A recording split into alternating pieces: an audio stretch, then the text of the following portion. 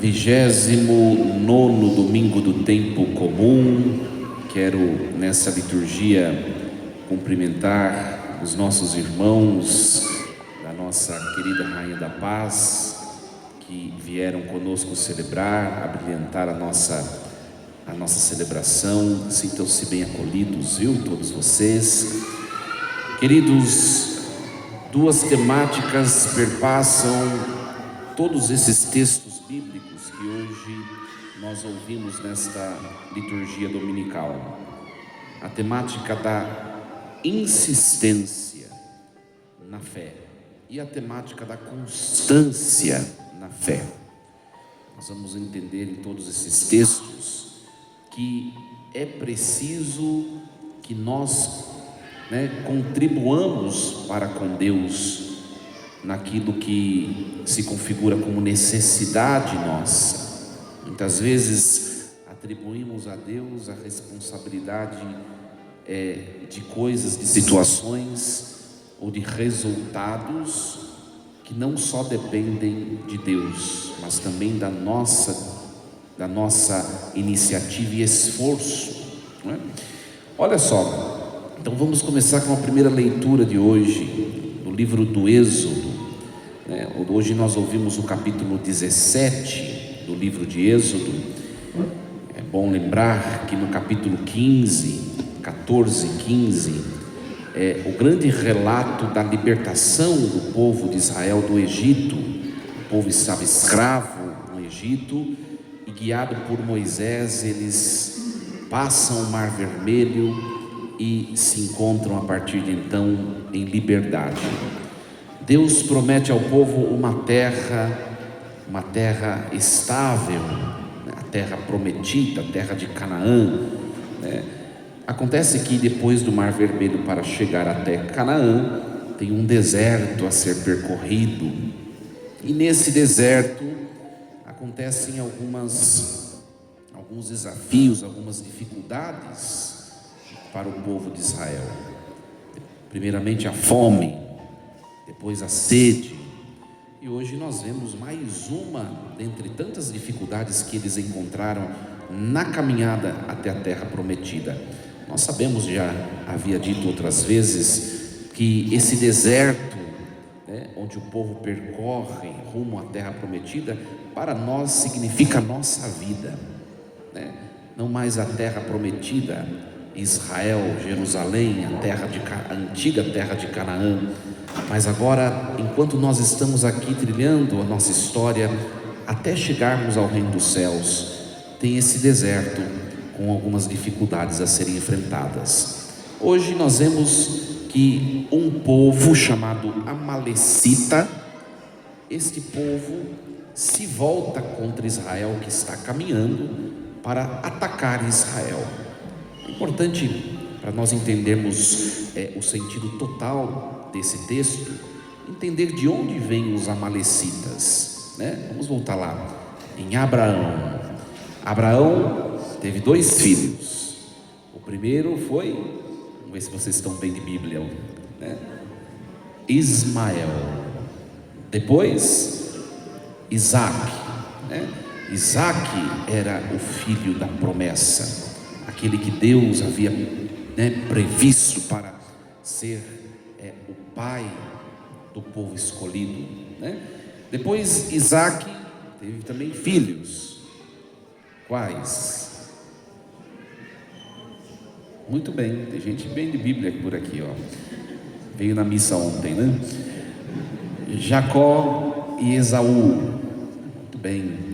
Os amalecitas parecem que são descendentes de Esaú.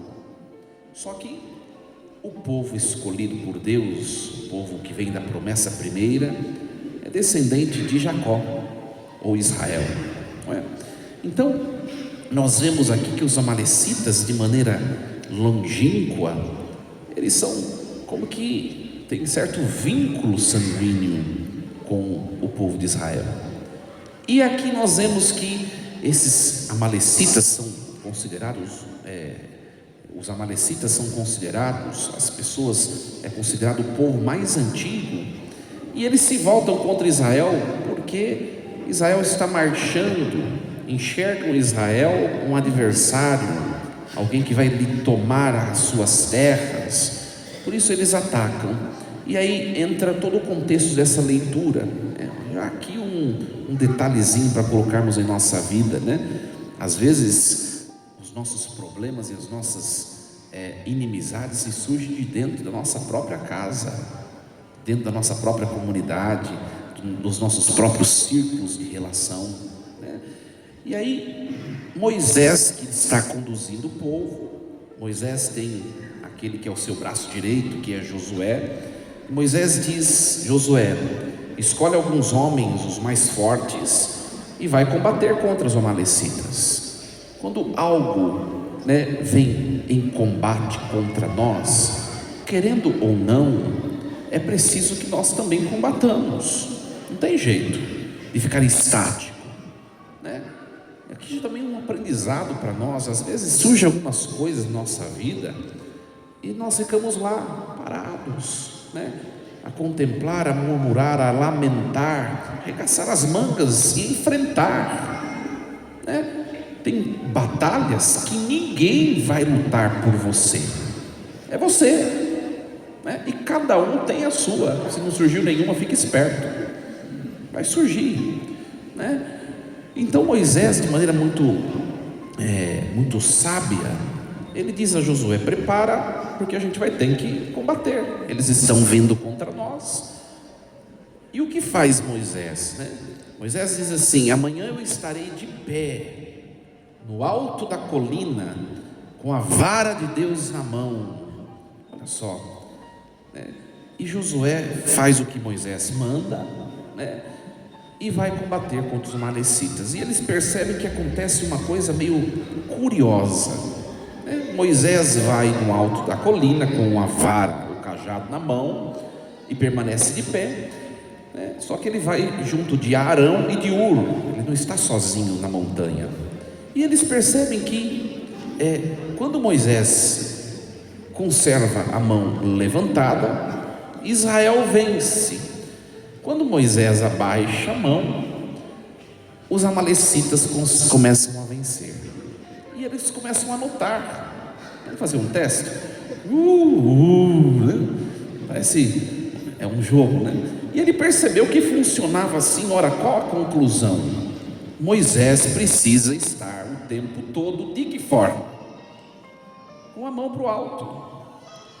Só que assim e assim ele procede. O que vai acontecer com o tempo? O cansaço, né? O cansaço, o peso das mãos, né? E aí ele começa a esmorecer e o povo amalecita começa a vencer.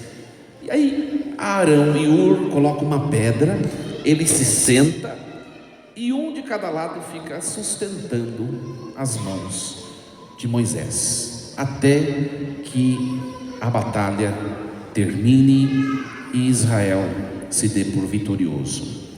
Olha, é um texto muito bonito e que tem muitos significados para a nossa vida, né? Muitos significados, né? Ora, minha gente, primeira coisa, enquanto alguém luta, alguém reza. Aqui está o fundamento que é bíblico para a igreja, da doutrina da comunhão dos santos. Nós estamos interligados porque somos membros do único povo de Deus. Aí a necessidade da oração de intercessão, né? A oração de fortalecimento para o próximo. E aí está a concepção de qual o significado da vida dos santos para a igreja. Os santos de maneira alguma ocupam o lugar de Deus. São irmãos que, já gozando da plenitude da presença de Deus, simplesmente e somente oram por nós. E nós também precisamos fazer isso uns com os outros. É importante entender que Moisés, ele é o líder, ele é o cabeça desse povo. Nós também muitas vezes temos debaixo das nossas responsabilidades, Muitas instituições, vidas, pessoas, por exemplo, quem é pai, quem é mãe, você é o Moisés da sua casa. Quem é empreendedor, você é o Moisés do seu empreendimento, da sua empresa. O padre é o Moisés da comunidade paroquial. Ora, se Moisés desfalecesse, a batalha dos que estavam lá embaixo teria sido perdida.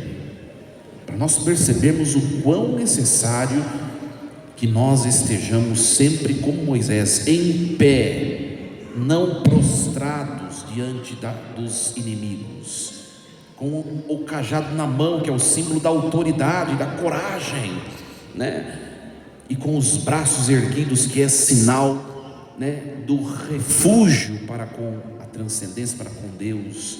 A necessidade de rezar o tempo todo, Hoje, minha gente, nós não subimos mais essa colina, nós não somos mais acompanhados por Arão e Ur, mas hoje nós subimos no monte, na colina, que é aquilo que está à nossa frente, o altar.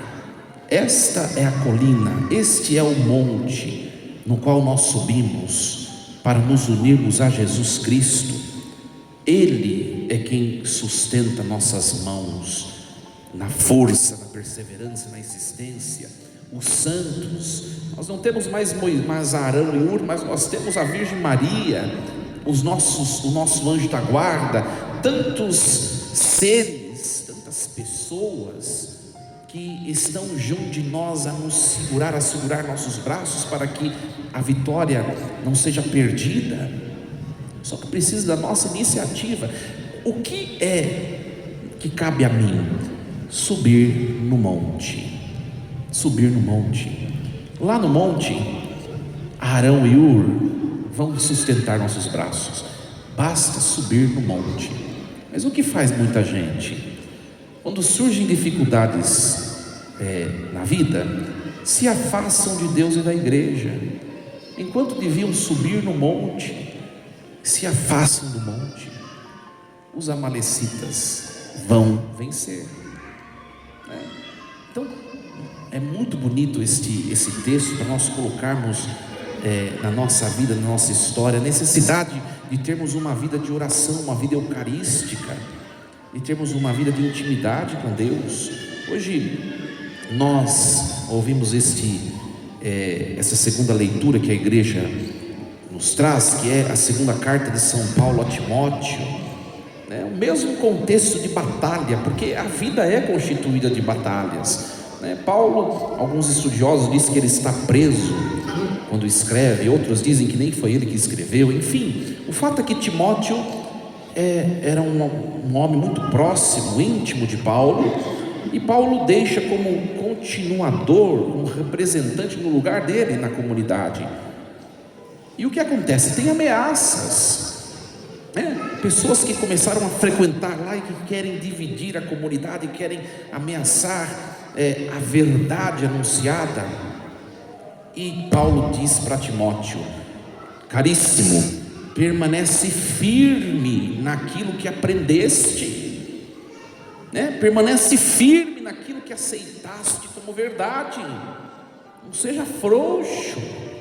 Olha quanta gente que se dizia católico, longos anos de igreja, foi surgir uma dificuldade, veio um lá de fora, olha, vamos lá comigo, tem um lugar poderoso que vai resolver seus problemas. E as pessoas abandonaram a verdadeira doutrina, abandonaram a Eucaristia, abandonaram a devoção à Virgem Santíssima. Ora, permanece firme naquilo que aprendeste, o seu único necessário está aqui e não em outro lugar. Quantas coisas às vezes nós buscamos para tentar resolver problemas de maneira mágica? Não tem mágica, a vida é uma luta, e essa luta se estende o tempo que for necessário. A superstição, enfim, os instrumentos mágicos que as pessoas oferecem, e que nós muitas vezes vamos caindo, às vezes na porta da igreja, ora, Tem gente que pede: ai padre, me dê uma bênção. Você acabou de sair da missa, acabou de receber o que nós temos de maior, que é a Eucaristia, e se vê frágil, né? Ora, nessa colina, o altar, aqui se faz presente por vias sacramentais um pedaço do céu, o próprio Deus. Aqui está a arma mais poderosa que nós podemos lançar mão nas batalhas da vida. Precisa ter consciência, né? Permanece firme naquilo que aprendesse. Se não aprendesse, precisa aprender hoje. E é muito interessante, no finalzinho, essa parte final da perícope de hoje, Paulo diz que é necessário que nós tenhamos intimidade à palavra, que é uma espada, né? Proclama a palavra, insiste oportuna e importunamente, argumenta, repreende, aconselha, tenha paciência e seja fiel na doutrina. É para nós hoje isso. E muitas vezes nós nos desviamos por tantos lugares e por tantos pensamentos daquilo que é o essencial, o único essencial, que é Jesus Cristo. Uma palavra muito forte. E o Evangelho de hoje é o coroar desses textos, né? Jesus conta uma parábola com essas duas finalidades, para mostrar para os discípulos a necessidade de rezar sempre, ou seja, a constância. Não adianta buscar a Deus só quando acontece alguma coisa ruim na família, na vida, né? Rezar sempre, constância, e de nunca desistir, insistência. Por quê? Porque essas duas coisas não parecem que são iguais, mas não são. Porque nós podemos estar na igreja, né, igual dizem a expressão barato de sacristia, mas nós já desistimos das nossas lutas diárias. É preciso constância, mas é preciso também insistência na luta pessoal, familiar, no dia a dia, né? Olha só, tinha um juiz, não temia Deus, né? E tinha uma viúva.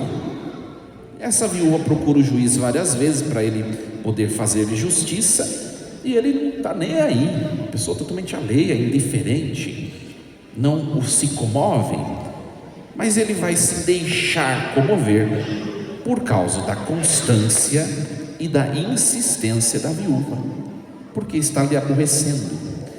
Aqui o texto, é importante entendermos, o texto não está comparando Deus com um juiz mau.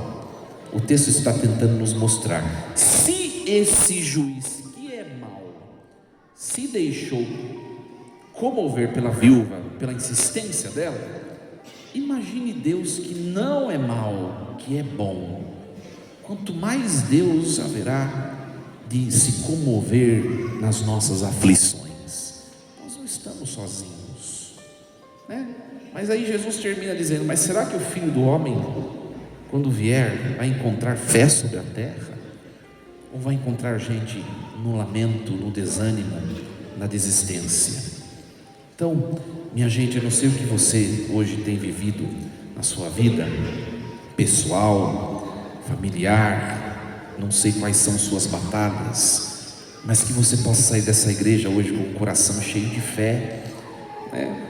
E eu termino a homilia com esse salmo belíssimo, Salmo 120, do Senhor é que me vem o meu socorro, e do Senhor que fez o céu e fez a terra. É necessário, como diz o salmista, que eu levante os meus olhos para o monte, e do monte é que pode vir o meu socorro. E o monte que está à nossa frente, o nosso refúgio, nós que somos cristãos, é o altar, de onde o Senhor sai para se dirigir à nossa intimidade pelo sacramento, né? Esse salmo por inteiro, ele é belo, né? Ele te guarda, o teu vigia te guarda, é uma sombra protetora à tua direita, ele te guarda de todo mal, ele mesmo vai cuidar da tua vida e não deixar tropeçarem os seus pés. Mas para que Deus possa ter a capacidade de fazer isso, é preciso que nós permitamos, subamos ao monte e deixemos Ele assumir as nossas batalhas. Assim seja. Amém. Um instante de silêncio, pensemos hoje como tem sido nossa vida de fé, de busca do Senhor.